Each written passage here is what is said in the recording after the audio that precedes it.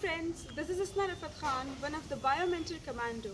I am currently studying in JN Medical College, Aligarh Muslim University, Aligarh. I am here to deliver a message to all the Biomentor Commandos that work hard and smart for the NEET and AIMS 2019 preparation, because you all have got immense potential.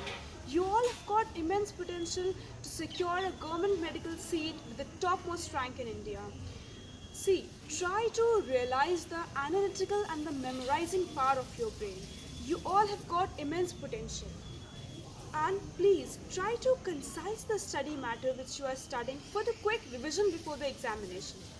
Because NEET का syllabus बहुत vast है. You have got 98 chapters और आपको revise करना है, तो for quick revision आपको 2-3 दिन पहले सब कुछ रिवाइज करना है, इसलिए आप उसके शॉर्ट नोट्स बनाओ.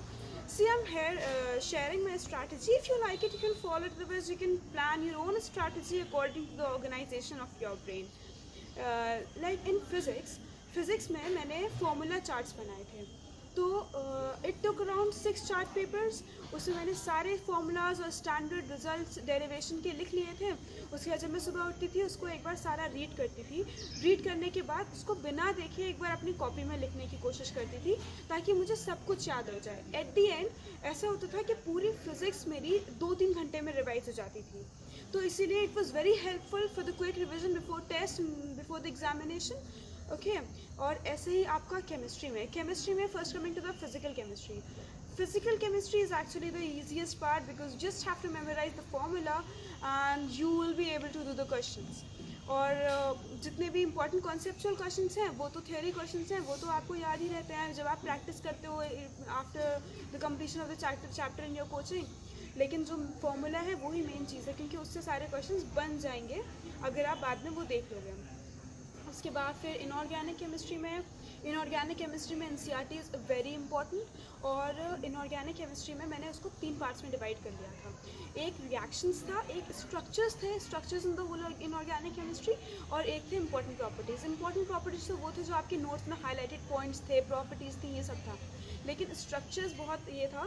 स्ट्रक्चर्स में मैंने सारे स्ट्रक्चर्स कुछ पेजेस पे लिख लिए थे. उसके बाद उनसे रिलेटेड उनके इंपॉर्टेंट फीचर्स, जैसे इसमें इतने सिग्मा बॉन्ड्स होते हैं, इतने पाई बॉन्ड्स, जितने भी फीचर्स होते थे सारे स्ट्रक्चर्स के, तो उससे बहुत सारे क्वेश्चनस आते हैं, तो वो बन जाते थे. वो क्विक रिवीजन में हेल्पफुल होते थे. अदरवाइज बहुत कन्फ्यूजन होता है, सारे चैप्टर्स में स्कैटर्ड होते हैं. तो ऐसे ही आपका इनऑर्गेनिक में जो रिएक्शंस वाला पार्ट है उसमें तो आप लोग बार बार उसको लिख कर देखो और प्रैक्टिस करो.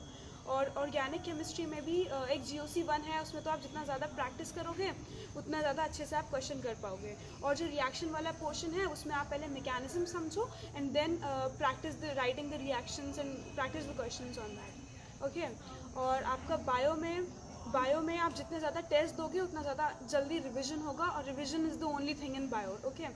और आपका बायो में तो मैं यही कहूँगी कि गीतेंद्र सर के सारे लेक्चर्स के अच्छे से नोट्स बनाओ, उनको रिवाइज करो पॉइंट्स हाईलाइट करके, उसके बाद फिर टेस्ट दो रेगुलरली.